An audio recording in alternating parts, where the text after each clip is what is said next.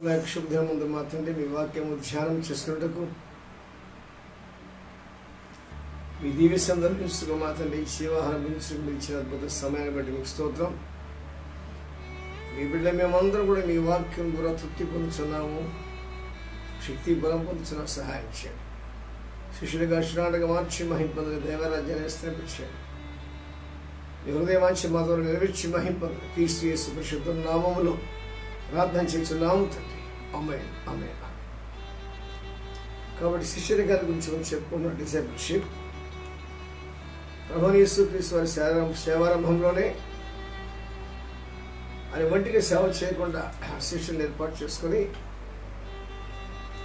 వారితో పాటు సేవ పరిచర్య ప్రారంభించినట్టుగా చూస్తున్నాం.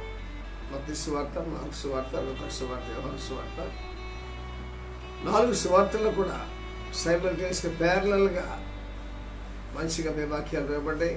అవి గ్రంథాలు, అవి అద్భుతాలు, ఆశ్చర్యాలు, సూచక్రియలు, మహత్యాలు రాయబడ్డాయి.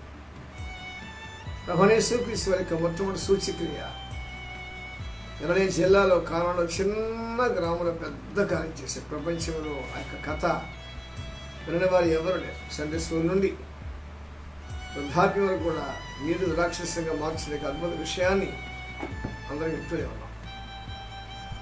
అది కనీరు రాక్షసంగా మార్చబడినప్పుడు ఎన్ని విషయాలు మనం జ్ఞాపకం చేసుకోవాలి. మొట్టమొదటిగా క్రీస్తు తన మహిమను బయలుపరిచాడు. రెండవది, అందువలన ఆయన శిష్యుడు అయినందుకు విశ్వాసం ఇచ్చారు. తన యొక్క ఉద్దేశం కుమారుడు ద్వారా నెరవేరుతుంది అన్నమాట. ఏ విధంగా శిష్యులను ఏర్పాటు చేసుకున్న తర్వాత వారి ఎదుట క్రీస్తు తన మహిమను బయలుపరచుతా. రెండవది, వారికి విశ్వాసం కలిగించడం.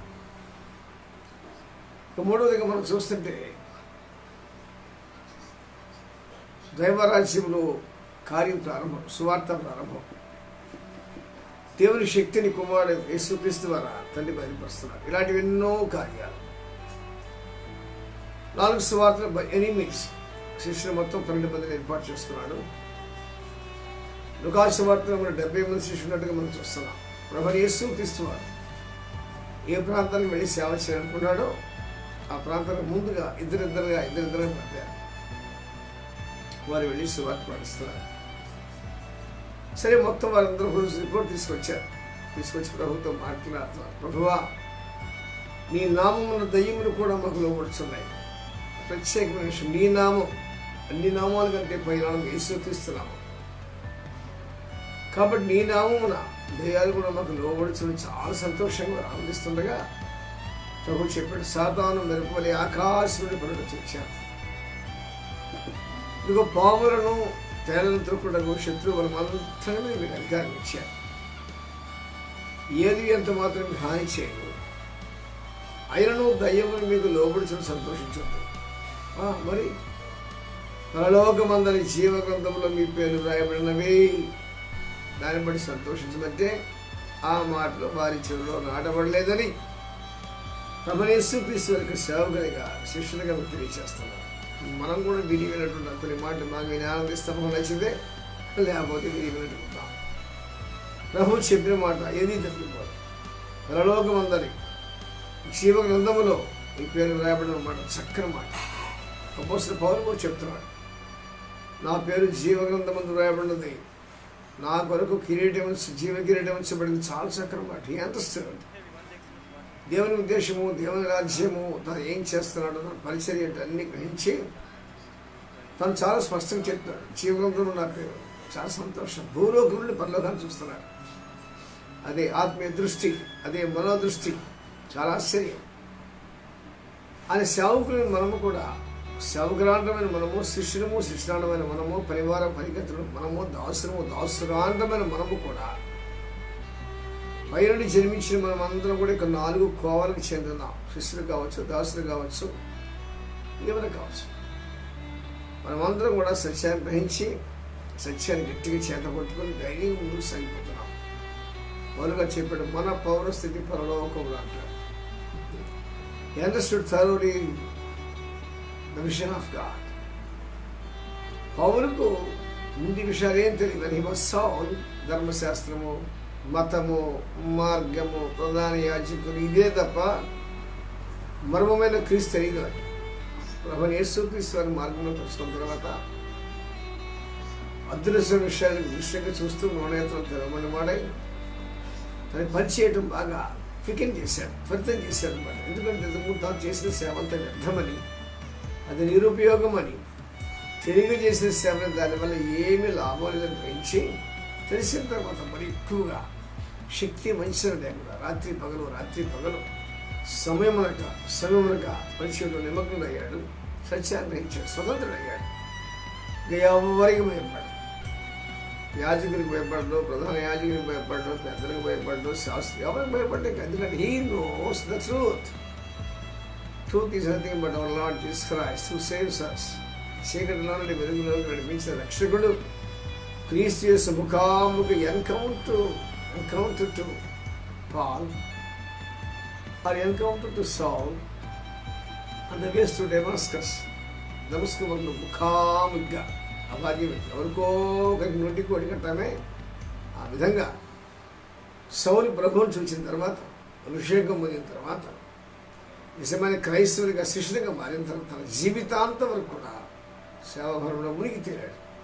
శక్తి కొలది పనిచేశాడు. తన చివరి యొక్క శక్తి అంతా కూడా దేవుని కొరకు నారపోశాడు. శిరస్యాదనం చేయబడ్డాడు. అయినా దాని దిగులు లేదు. ఎందుకంటే శిరస్యాదనంతో ఏం జరుగుతుందో తెలుసు. ప్రియులారా, మన శరీరాత్మ పెరిగిన తర్వాత, మనం చనిపోయిన తర్వాత, లేదా మనం నిద్రించిన తర్వాత ఏమవుతామో తెలుసా? ఈరోజు నేను వాక్యం ధ్యానం చేసుకున్న ఒక అద్భుతమైన విషయం గుర్తొచ్చింది. ఒక మనిషి చనిపోయినప్పుడు 2 సమాధి పెట్టి ఒకటే చేస్తారు. నేను ఎప్పుడు చూడలేదు, చూడను కూడా. ఎందుకు చూడనంటే శరీర మనిషి కనిపిస్తారు కానీ ఆత్మీయ మనిషి కనపడ్డాడు. ఒకవేళ ఆత్మీయ మనిషి కూడా కనపడితే అది అటువంటి మంచి అవసరం కంటే ఒకేసారి 2 పెళ్లి చేసేవాడు, పక్కన పెట్టేవాడు. కాదు కానీ ఆశ్చర్యపోతుంది మాట. శరీరము మట్టిది కాబట్టి మట్టికి వెళ్తుంది. ఆత్మ అది కంటికి కనిపించేది కాదు. ఆధారంలో దేవునాత్మలో కానీ వారు చనిపోయిన తర్వాత ప్రాణాత్మే అవుతుంది. ఆ ప్రాణాత్మలో మరలా పరిశుద్ధాత్మ కలిస్తేనే కానీ శివాత్మ కాదు. ప్రాణాత్మ పరిశుద్ధాత్మ కలితే పరదేశకు, ప్రాణాత్మలో దురాత్మ కలితే పాతోళానికి. ఇది వాక్యం. ఇది మీ ఇష్టం. ప్రాణమే మిగిలింది. జంతువులు చరిస్తున్నాయి, ప్రాణం కలిగి ఉన్నాయి. చెట్లు ప్రాణం కలిగి ఉన్నాయి, పక్షులు ప్రాణం కలిగి ఉన్నాయి, జలచరాలు ప్రాణం కలిగి ఉన్నాయి, మనము ప్రాణం కలిగి ఉన్నాం. Nothing difference. కానీ ప్రభువు నేను ప్రాణము, మార్గము, సత్యము చెప్పలేదు. జ్ఞాపకం చేసుకునే వాక్యం యోహాను 14:6 నేనే మార్గము, నేనే సత్యము. చివరి మాట చెప్పండి, నేనే జీవం. నువ్వు జీవం కాదు, నేను అసలే కాదు. మన ప్రాణాత్మ ఉంది. ఆదాముని జీవాత్మ కోల్పోయారు, ప్రాణాత్మతో మిగిలారు. ఇప్పుడు ఈ ప్రాణాత్మ ఒంటికి మన ప్రాణాత్మలో పరిశుద్ధాత్మ పొందితేనే కానీ మనం పరదేశం వెళ్ళాం. దేవుని కుమార్తెను కాం. అభిషేకం పొందితేనే కానీ. ఒకవేళ అభిషేకం పొందకపోతే, పరిశుద్ధాత్మతో పొందితే దురాత్మ మామూలుగా ఉంది కదా, ఇళ్ళకి వెళ్ళిపోతాం. ధర్మవంతుని ఇళ్ళకి వెళ్ళిపోయాడు. ప్రభువును 30 వెండి కమ్ముకున్న ఇసుక యూద ఏ విధంగా అతనికి వెళ్ళిపోయాడు. శిలువ మీద ప్రభువును చూసిన దొంగ, అడవైన దొంగ ఏ విధంగా అతనికి వెళ్ళిపోయాడు. మోషేను ఎదిరించిన ఎన్ని ఎంబిరలు ఏ విధంగా హతమైపోయారో గుర్తు చేసుకోండి. నేను చెప్పే మాటలు మట్టి మాటలు కాదు. నేను చెప్పే మాటలు ప్రభు చెప్పిన మాటలే, జీవం గల వాక్యం గల మాటలు.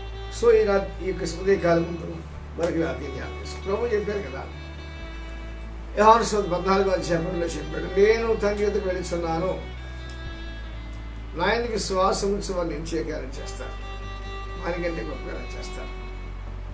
ప్రభు మాట తప్పిపోయినట్టు కాదు.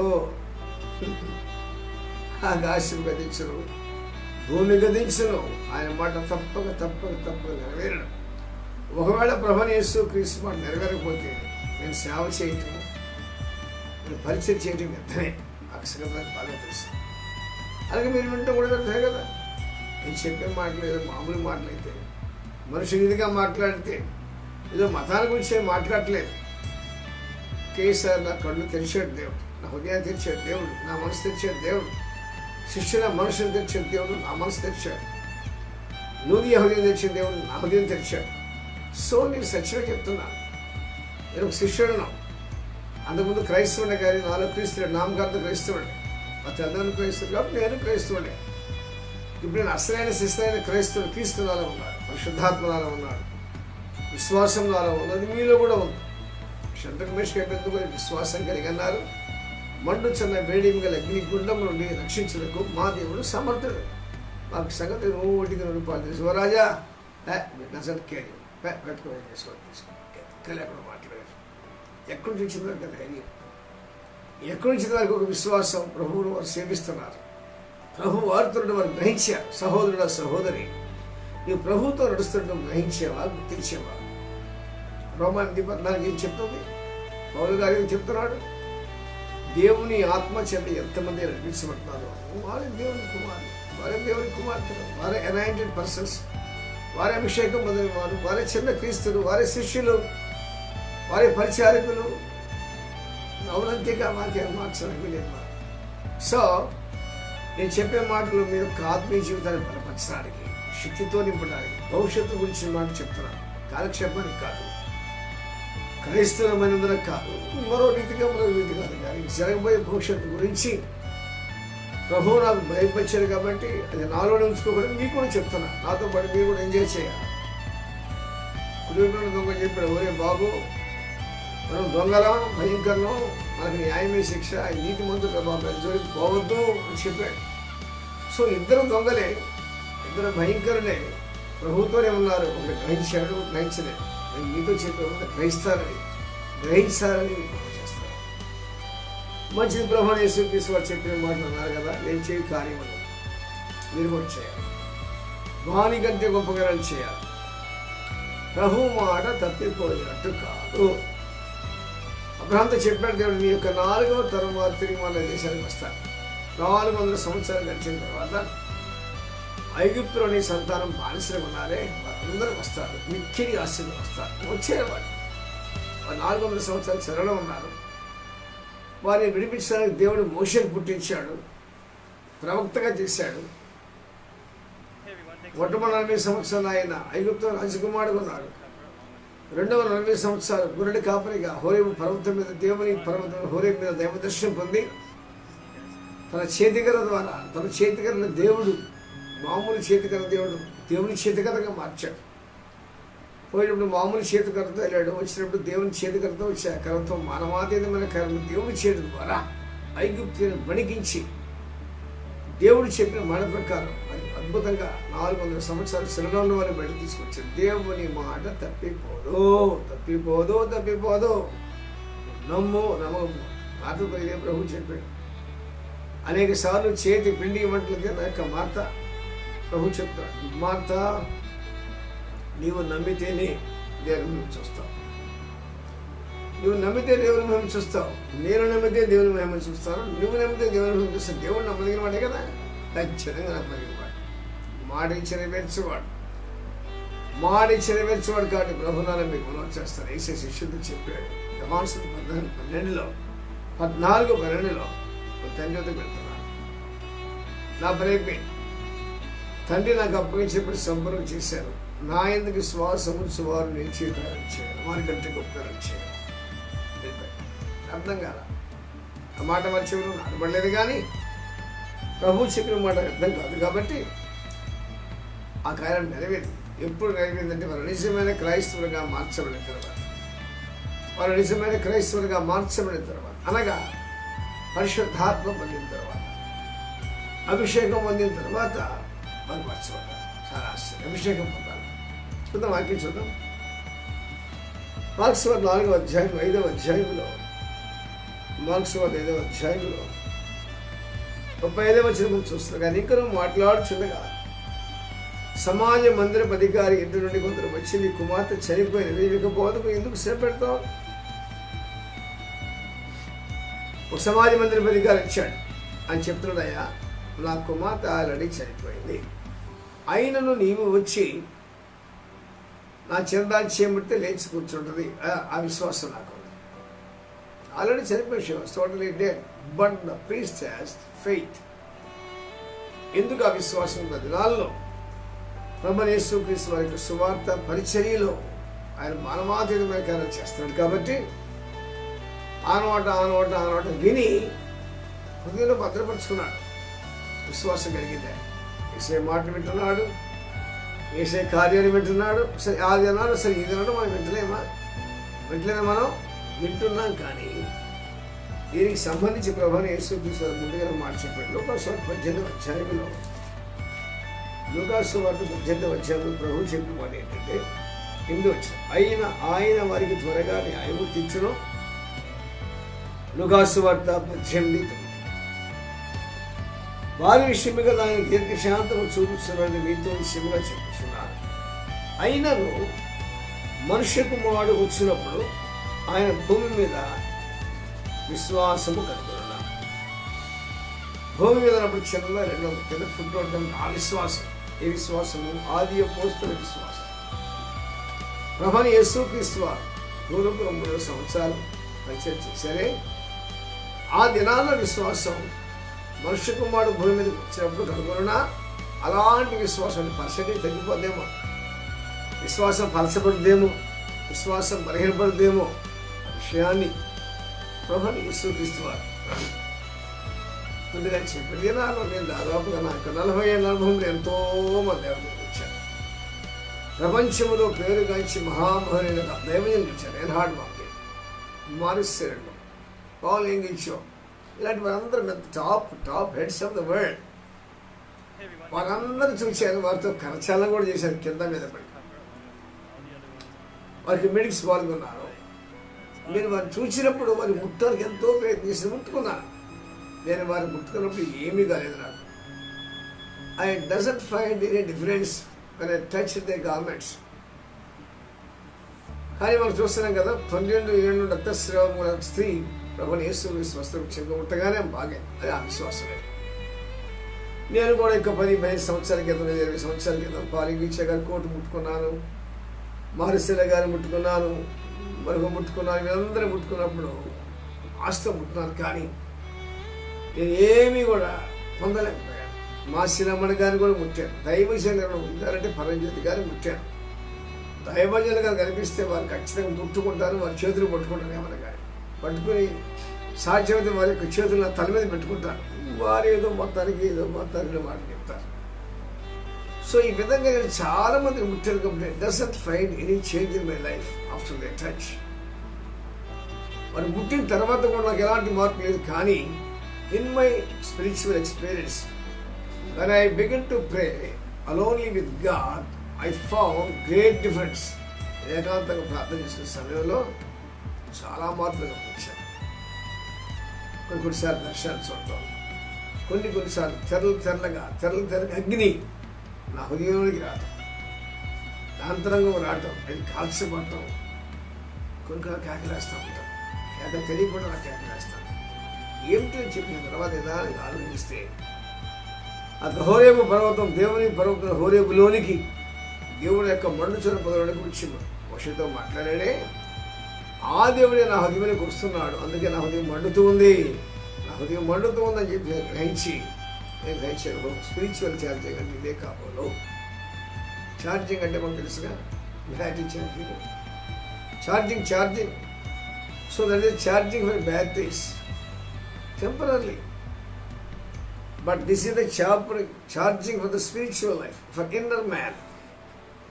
Spiritual charging, it needs every day. Hero charging ఆ రోజుకి బ్యాటరీకి ఏ విధంగా హీరో ఛార్జింగ్ ఆ రోజే. ఇంకా బ్యాటరీస్ కనిపెట్టలే, చైనా వాడు కానీ అమెరికా వాడు కానీ ఎవరు కనిపెట్టలే. పర్మనెంట్ ఛార్జింగ్ ఎవరు కనిపెట్టలే, ఈ రోజుకి ఆ రోజే.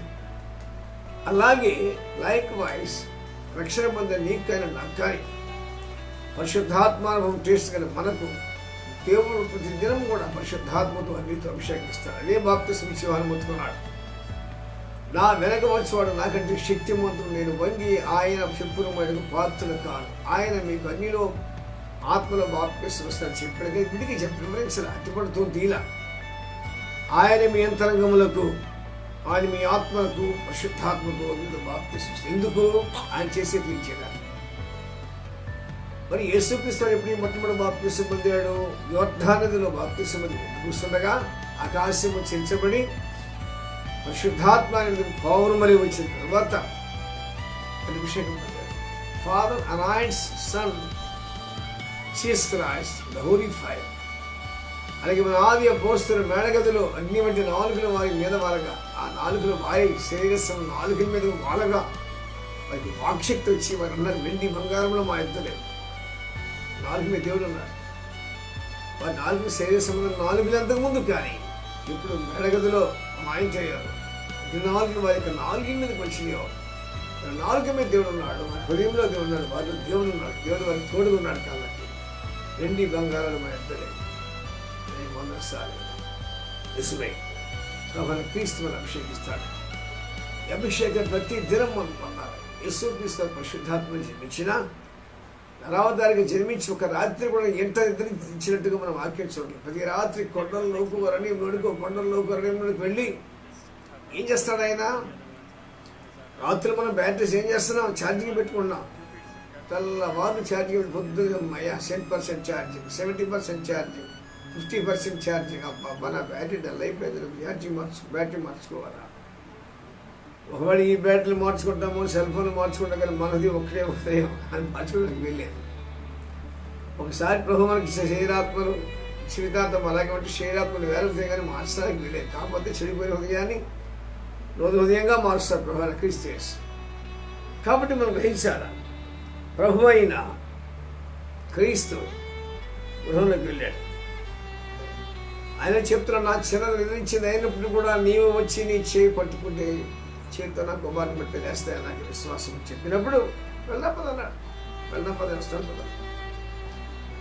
అలా వెళ్తూ ఉండగానే చాలా మంది ఆయన దగ్గర గొల్లు చేసిన వారు రకరకాలుగా ఉన్నారన్నమాట. 38 సంవత్సరం సమాజ మందిరపు అధికారింటికి వచ్చి వారు గొల్లుగా చాలా ఏడ్చు ప్రలాపించడం చూశారు. అప్పటికే కార్యక్రమాలు ప్రారంభమై సమాధి పెట్టి తవ్వటం పెట్టి తీర్థం చేయించడం. ఆ దినాల్లో అద్దెకి ఏడ్చేవారు ఉంటారు. గంటకి ఎంత డబ్బేసి ఏడుస్తూ ఉంటారు. నలుగురు పెట్టి వాళ్ళు ఏడిపిస్తూ ఉన్నారు. అసలు వాళ్ళు ఏడుస్తూ ఉన్నారు, వీళ్ళు కూడా ఏడుస్తూ ఉన్నారు. వాళ్ళు బంధువులు ఉన్నారు, వాళ్ళు చాలా మంది ఉన్నారు. యేసుక్రీస్తు లోపల ఉండడానికి కూడా స్థలం లేదు.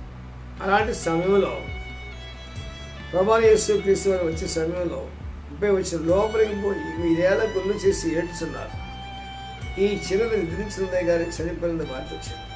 అందుకు వాళ్ళు విమర్శించారు. అయితే ఆయన వారి అందరిని బయటికి పంపివేసి ఆ చిన్నదాని తల్లిదండ్రులు ఉన్నవారిని వెంటబెట్టుకొని తనతో వెంటబెట్టుకుని ఆ చిన్నది పరిణామం గదిలోనికి వెళ్ళి ఆ చిన్నదాన్ని చేపట్టి తల్లితో ఒకమి అని చెప్పాడు. ఆ మాటకు చిన్నదానా లెమ్మని నీతో చెప్పుచున్నారని అర్థం. వెంటనే ఆ చిన్నది లేచి అడుగుసాగారు. ఆమె 12 సంవత్సరం ప్రాయం కలిగిన వెంటనే వారు బహుగా విస్మయం ఉందని జరిగినది ఎవరికి తెలియకూడదని ఆయన వారి గట్టిగా ఆజ్ఞాపించి ఆమెకు ఆహారం పెట్టని చెప్పారు. ఎవరికి తెలియకూడదు, చాలా గట్టిగా ఆజ్ఞాపించాడు. ఒకడు ఈ భూలోకంలో ఈ చివరి దినాల్లో 20వ శతాబ్దంలో 21వ శతాబ్దంలో ఎవరైనా ఒక చింతగా లేపితే ఊరు వాడు అనంత గోడల మీద కాలు మమ్మలే, టీవీలో వాళ్ళ ప్రసారమే, పాంప్లెట్స్ అప్పు ఏది గోల. యేసుక్రీస్తు వారికి మనకు గొప్ప వ్యత్యాసం ఉంది. చిన్న కార్యం చేసినా కానీ గోడ నిండా వాళ్ళకి వస్తున్న బొమ్మ, వాక్యం బోధించేవాని బొమ్మ, మరి సిద్ధపరిచిన వాళ్ళకి 2 బొమ్మలు ఉన్నారు అక్కడ. ఈ 2 బొమ్మలు ఇప్పుడు ఏ వాళ్ళు పోస్ట్ ఎత్తుకున్నాయి ప్రచారం అయిపోయింది. ఏసేమో ఎవరికి చెప్పొద్దు, నేను క్రీస్తుని ఎవరికి చెప్పదని ఖండితంగా ఆజ్ఞాపించాడు. పేతురుతో చెప్తున్నాడు, సీమోను పేతురుతో, నేను క్రీస్తుని ఎవరితో చెప్పవద్దు. మొట్టమొదటిగా క్రీస్తు గురించి చెప్పే వ్యక్తి ఒకసారి చెప్తారా? బాప్తిసం యోహాను. నేను ఆయనను ఎరుగనైతిని కానీ బాప్తిసం ఇచ్చిన నన్ను పంపిన వాడు నేను ఎవరి మీద పరిశుద్ధాత్మ నిలిచినట్టు చూతువు ఆయన పరిశుద్ధాత్మలో బాప్తిసం ఇచ్చేవాడు. నేను ఆయన ఎరుగనైతిని 2 సార్లు చెప్పాను. సహోదరుడికి వాక్యం అర్థమవుతుందా? Even Baptist John doesn't know Christ. బాప్తిసం ఇచ్చేంత వరకు కూడా ప్రభుని యేసుక్రీస్తుని చూడలేదు. ఒక ఆశ్చర్యం అంటే మరి తల్లి గర్భాల వరకు గంతులు వేశారు. వృద్ధురాయన ఎలిజబెత్ గర్భంలో బాప్తిసం యోహాను, కన్యకే అయిన మరి గర్భంలో వారుడైన యేసు, వారిద్దరు కలుసుకోగానే ఆ ఇద్దరు తల్లిని కలుసుకొని లోపల శిష్యులు గంతులు వేశారు. భూలోకంలో వారు ఎక్కడ కలుసుకుని మాట్లాడాడో చూడలేదు, కానీ చివరిగా వారు బాప్తిసం ఇచ్చారు. 6 నెలల ముందుగా జన్మించి ప్రభువైన యేసుక్రీస్తు వారి యొక్క మార్గాన్ని సిద్ధపరిచిన యొక్క బాప్తిస్మిచ్చి యోహాను తనకంటే చిన్నవాడే 6 నెలల చిన్నవాడైన కన్య మరియ గర్భంలో పరిశుద్ధాత్మను జన్మించిన ఆ యొక్క యేసుని బాప్తిస్మిచ్చి క్రీస్తుగా మార్చాడు. హల్లెలూయా. ఇది వాక్య సత్యం. నేను మీకు వాక్యమే చెప్తున్నాను, సొంత మాట కుమారుడు కూడా చెప్పలేదు. నాకు తెలియదని అనేకసార్లు చెప్పాను. వాక్యమే దేవుడు, దేవుడే వాక్యం. సో బాప్తిస్మిచ్చి యోహాను యేసుక్రీస్తు వారి శరీర సంబంధంగా ఎన్నడూ చూడలేదు. బాప్తిస్మ ఇచ్చినప్పుడే but he was enjoyed almost 10%. ఎందుకనగా మానవాతీతమైన కార్యం చూశాడు. ఎంతో మందికి బాప్తిస్మ ఇచ్చాడు. ఎవరి గొప్ప అనుభవం. బాప్తిస్మ చూడడానికి వస్తుండగా ఆకాశం చేర్చబడి మార్కు 1:10 పరిశుద్ధాత్మ వస్తా ఉన్నాడు. వస్తుండగానే పౌరమైపోయాడు. పౌరమైంది రాలింది ఆయన చెప్పాడు. అనగా తండ్రి కుమారుడు యేసుని పరిశుద్ధాత్మ అభిషేకించాడు, క్రీస్తుగా మార్చాడు. వెనక ఒక స్వరం, ఈయన నా ప్రియ కుమారుడు, ఈయనందు నేను ఆనందిస్తాను. ఎందుకో తెలుసా? కొత్త సామ్రాజ్యాన్ని, శక్తిగల సామ్రాజ్యం, దేవుడు రాజ్యాన్ని స్థాపిస్తున్నాడు. సాధారణంగా పూగడ వెళ్తా పెద్దగించి నిర్మూలన చేయడానికి. ఆయన చేయడం మాత్రం కాదు, మనం కూడా చేయడానికి అధికారం ఇచ్చాడు. ఆయనకి విశ్వాసం ఉంచేవారు ఏం చేస్తారు, వారికంటే మరి గొప్పగా చేస్తారు. కాబట్టి దేవుని వాక్యంలో శిష్యులు 3 చూస్తున్నారు. ఇక అద్భుతమైన కార్యం 37వ వచనం చూస్తే పేతురు, యాకోబు, యోహాను సహోదరు యోహాను వారిని తప్ప మరి ఎవరిని అడ్డు పెట్టుకెళ్ళారు. ఈ సమాజం అందరి ఇంటికి 2 మంది శిష్యులు కానీ 3 వెంట పెట్టుకెళ్ళాడు. ఈ 3 చాలాసార్లు వెంట పెట్టుకెళ్ళాడు. కాబట్టి ఇక 3 ఇక అద్భుతమైన కార్యం చూశారు. పేతురు, యోహాను, యాకోబు. సరే, మంచిది. ప్రభువైన యేసుక్రీస్తు వారు సిలువ వేయబడ్డాడు, ఆయన సమాధి చేయబడ్డాడు, అభిషేకించి వెళ్ళిపోయాడు. ఆ తర్వాత దేవుని వాక్యం చూస్తుంటే ప్రభు చెప్పిన మాట తత్పదం చెప్పారు కదా, ఒకసారి జ్ఞాపకం చేసుకుంటాం. అపోస్తలుల కార్యం 9వ అధ్యాయంలో 36. ఇక అభిషేకం పొందిన తర్వాత, పరిశుద్ధాత్మాభిషేకం పొందిన తర్వాత శిష్యులు పడతారు. ప్రభు నామములో నీకు చెప్తున్నాను, నేను నువ్వు కూడా నిజంగా వాక్యములో జన్మించి పరిశుద్ధాత్మాభిషేకం పొందితే నిన్ను వాడుకుంటాడు. నీ వ్రేలు దేవుని వ్రేలుగా మారుతుంది, నీ హృదయం దేవాలయంగా మార్చబడుతుంది. తండ్రి కుమార పరిశుద్ధాత్మ నివాసం చేస్తారు. ఒక అద్భుతమైన శక్తిగా మారుతావు, దేవుని కుమారుడిగా మారుతావు, దేవుని కుమార్తెగా మారుతావు. నేను చూస్తే దెయ్యం భయపడుద్ది, నేను చూస్తే రోగం భయపడుద్ది. నీకు వయసుతో పని లేదు ఇక. దేవునికి తోడుకున్నాడు. దేవుడు సర్వశక్తి సంపన్నుడు, ఆయన నీలో ఉన్నాడు. అందుకే కాబోలు భక్తులు పౌలు రోమా 8:30 చెప్తాడు, ఇట్లుండగా ఏముందో దేవుడు మన పక్షం ఉండగా, మనలో ఉండగా మనకు విరోధి ఎవరు? నువ్వు ఎవరు యుద్ధం చేస్తారు? నేను చంపడానికి ప్రయత్నం చేసినా నువ్వు చావు, విషయం ఇచ్చినా విషయం ఏం చేయదు. చాలా చెప్పారు. పాములు చేతిపెట్టుకుంటుంటారు, రోగుల మీద చేతుంటే వాళ్ళు స్వస్థ పొందుతారు, భాషలు మాట్లాడతాం, చూస్తాం, ఇవన్నీ నెరవేరుతున్నాయి. ఈ యేసుక్రీస్తు దేవుని కుమారుడు ఎలా చెప్పగలం? ఎన్ని సంజ్ఞలు, ఇన్ని ఆనవాళ్ళు, సూచన మన కలిగిస్తే ఎలా కాదనగలం? ప్రభునారా మీకు మనం చేస్తున్నాను. Don't confuse, don't misunderstand the word of God. God is truth, and is same yesterday, today and forever. Develop your faith, develop to have fellowship with God, develop yourself to read the word of God, develop yourself to pray more than the past. Finally, develop yourself to move in the Spirit of God. మంచిది. శిష్యులు కూడా కార్యాలు ప్రారంభించారు, కొద్దిబారు నడిపించారు. చాలా ఇక్కడ 9వ అధ్యాయం మనం చూసిన అపోస్తలుల కార్యం 36లో తమిళ శిష్యురాలు ఉంది. శిష్యులనే మాట వినగానే నా ప్రాణం చాలా సంతోషిస్తుంది. ఎందుకనగా ఆ మొట్టమొదటి శతాబ్దంలో శిష్యులు ఈ రోజుల్లో విశ్వాసులు, క్రైస్తవులు ఈ మాటలు విన్నాం, కానీ శిష్యులని కానీ శిష్యులని కానీ వింటలా. ఏ గూటి పక్ష గుడికి చేరుతున్నట్టుగా, లేదా మనకి ఏ విత్రేస పంట వస్తున్నట్టుగా ప్రభు నా హృదయంలో ఇచ్చిన దర్శనం శిష్యురాలు. నాకు తెలుసో తెలియకో దేవునికి దర్శించడం చాలామంది, more than 100 మంది పైగానే దేశాలు ఉన్నారు, విదేశాలకు ఉన్నారు. గాడ్ ప్రిపేర్డ్ డిసైపుల్స్, శిష్యులను స్నానం ద్వారా దేవుడు తయారు చేసిన నాకు తెలియదు. తిప్పేవాడు, నేను మంచిగా నాతో పాటు తిప్పేవాడు. ప్రభు చేసే కార్యాలు వారు కూడా కళ్ళారా చూసాం. చాలా మంది శిష్యులయ్యారు. చదువుకున్న వారేమి చాలా మంది శిష్యులయ్యారు. నాకు తెలియదు. Without my knowledge God uses me to produce so many disciples to spread the gospel, which namely kingdom of God. దేవుని రాజ్యం దర్శనం, దేవుని రాజ్యం మరలా మీకు మనం చేసి చెప్తున్నాను. క్రొత్త నిబంధన అంతా దేవుని రాజ్యమే. దేవుని రాజ్యం మనం చాలా తక్కువ మంది వాడతారు, దాటిపోతూ ఉంటారు. అసలు క్రొత్త నిబంధన అంతా దేవుని రాజ్యమే. దాని గురించి దానియేలు గ్రంథం 9వ అధ్యాయం 27లో చెప్తాడు.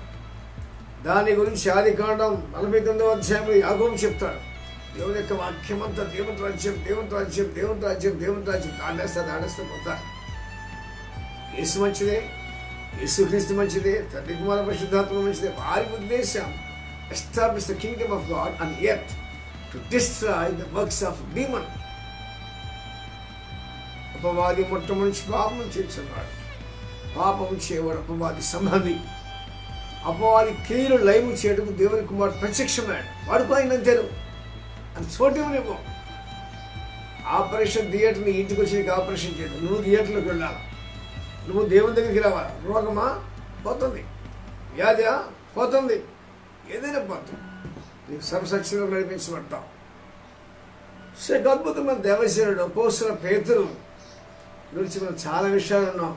ఆయన నీడ కోసం జరుగుతూ రాలేదు. నీడ ఎప్పుడైతే మన దేశానికి దొరగారు వస్తే, అయ్యా నీ చేయి నా తల మీద పెట్టు, నీ చేయి నా తల, ఆయన నీ వంటి వాడు నా వంటి వాడు, ఆయన అభిషేకం ఉంటే పని అవుతామో కానీ లేకపోతే కాదు.